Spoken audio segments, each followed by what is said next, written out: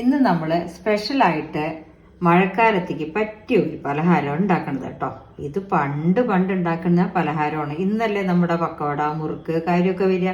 പണ്ടുള്ള നാട്ടിൻ പ്രദേശത്ത് എന്താ ചെയ്യുക വെച്ചാൽ, നമ്മൾ ഈ വേനൽക്കാലം വരുമ്പോൾ മത്തനൊക്കെ കിട്ടിയ അതിനെ ഉള്ളിലത്തെ വിത്തെടുത്ത് ഉണക്കി വെച്ച് മഴക്കാലത്ത് വറുത്ത് കഴിക്കും.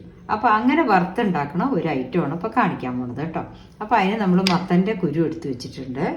പിന്നെ നാളികേരം, കുറച്ച് പൊന്നിയരി, ശർക്കരപ്പൊടി. ശർക്കര അച്ചുണ്ടെങ്കിൽ അതിന് പൊടിച്ചെടുത്താലും മതി. ഇത് ശർക്കരപ്പൊടിയാണ് കേട്ടോ. അപ്പോൾ ഇതുകൊണ്ട് നമ്മൾ ഒരു ഐറ്റം ഉണ്ടാക്കാൻ പോകുന്നുണ്ട്. അതെന്താന്നുള്ളത് കാണിച്ചു തരാം.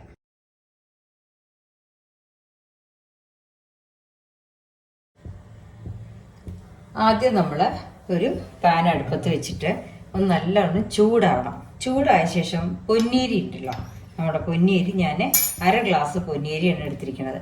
അത് നന്നായിട്ടൊന്ന് വറുത്തെടുക്കണം. ഒരു പൊരുക്കനെ നമ്മൾ ഇഡ്ഡലി പൊടിക്കൊക്കെ വറുത്തെടുക്കുമല്ലോ, അതുമാതിരി അതിങ്ങനെ പൊരിഞ്ഞു വരണം. അങ്ങനെ പൊരിഞ്ഞു വരുന്ന മാതിരി ആക്കിയിട്ട് എടുത്തു വെക്കാം.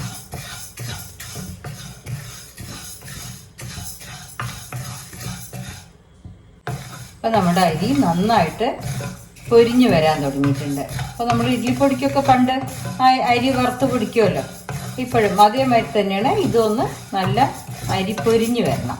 അപ്പോഴാണ് നമുക്ക് ഉണ്ടാക്കാൻ, അരി ഉരുണ്ടി ഉണ്ടാക്കാനൊക്കെ നമ്മൾ അരി വറുത്തെടുക്കുമല്ലോ, അതേമാതിരി ഇതൊന്ന് നന്നായിട്ട് പൊരിച്ചെടുത്തിട്ടുണ്ട്. കണ്ടോ, ഇത് മാറ്റിയിട്ടുണ്ട്.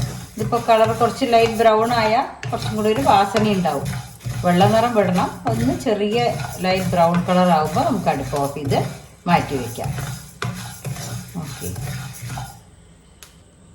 ഇപ്പം അരി വറുത്തത് ഞാൻ പൊരിഞ്ഞ ശേഷം മാറ്റി വയ്ക്കുന്നുണ്ട്. ഇനി അടുത്തത് നമ്മൾ മത്തൻ്റെ വിത്ത്. മത്തൻ നമ്മൾ പഴുക്കാൻ ഞാൻ ഏപ്രിലിൽ വാങ്ങി വെച്ചതാണ്. അങ്ങനെ മത്തൻ ഫുൾ മത്തൻ വാങ്ങിക്കുമ്പോൾ അതിൻ്റെ ഉള്ളിൽ വിത്തുണ്ടാവും. അപ്പോൾ അതിനെ ഇത് എടുത്തിട്ട് വെയിലത്ത് വെച്ച് ഉണക്കിയെടുത്ത് വെക്കും.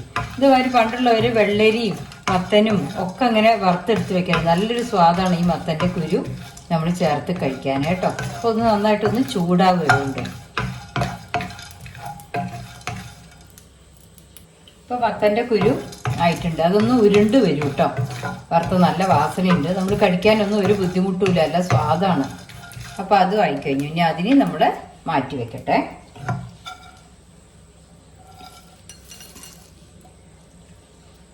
ഇനി അടുത്തത് നാളികേരമാണ്. അപ്പോൾ നാളികേരം നമുക്ക് പച്ച വേണമെങ്കിൽ ഇടാം. അപ്പം തന്നെ കഴിക്കുകയാണെങ്കിൽ നമുക്ക് പച്ച നാളികേരം ഇടാം. അല്ലാന്നുണ്ടെങ്കിൽ ഒന്ന് ചൂടാക്കിയിട്ട് ചേർത്ത് വെക്കാം കേട്ടോ. ഇത് എടുത്ത് വെക്കുകയൊന്നുമില്ല, നമ്മൾ അപ്പം കഴിക്കാനുള്ള പലഹാരമാണ്. നല്ലൊരു സ്വാദുമാണ്. ഇതൊന്ന് ചൂടാക്കി ആ നാളികേരത്തിൻ്റെ വെള്ളത്തിൻ്റെ അംശം ഒന്ന് കുറഞ്ഞാൽ മതി കേട്ടോ.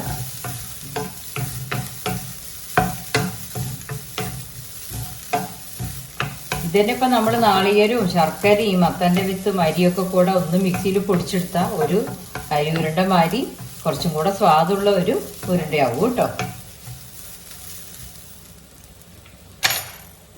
ഇപ്പം നാളികേരം ആയിട്ടുണ്ട്. ഇത്രേ വറക്കുന്നുള്ളൂ. ഇപ്പം നാളികേരം വറുത്തതിലേക്ക് നമ്മൾ ഈ അരിയും മത്തൻ്റെ വിത്തൊക്കെ ചേർത്തിട്ടിട്ട് പഞ്ചസാര ഇഷ്ടമുള്ളതാണെങ്കിൽ അവർക്ക് പഞ്ചസാര ചേർത്ത് കഴിക്കാം. അല്ലാന്നുണ്ടെങ്കിൽ ശർക്കര കൂട്ടിയിട്ടും കഴിക്കാം. നല്ല സ്വാദാണ്. മഴക്കാലത്ത് പണ്ടത്തെ വീട്ടുകളിലൊക്കെ ഉണ്ടാക്കുന്ന പലഹാരമാണ് ഇത് കേട്ടോ. ശർക്കരപ്പൊടി കുറച്ച് ചേർക്കുക, മധുരം അനുസരിച്ചിട്ട് ഇടാം.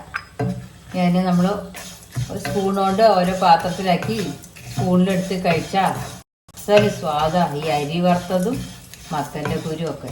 ഓക്കെ, ഇതൊരു പലഹാരമാണ് പണ്ടത്തെ. ഇപ്പൊ ഈ വേനൽ കഴിഞ്ഞു. ഇനി അടുത്ത വേനലാവുമ്പോൾ ഇങ്ങനെ മത്തനൊക്കെ വാങ്ങിക്കുകയാണെങ്കിൽ മത്തനോ വെള്ളരിക്കോ ഉണ്ടെങ്കിൽ അതിൻ്റെ വിത്ത് നമ്മൾ വെയിലത്ത് ഉണക്കാൻ വെച്ചിട്ട് മഴക്കാലത്ത് ഇതുമാതിരി ഉണ്ടാക്കി കഴിക്കാം. ഓക്കെ, അപ്പൊ എല്ലാവരും ഇതുമാതിരി ഒന്ന് ഉണ്ടാക്കി നോക്കുക, ടേസ്റ്റ് ചെയ്ത് നോക്കുക. നല്ല സ്വാദാണ്. Thank you.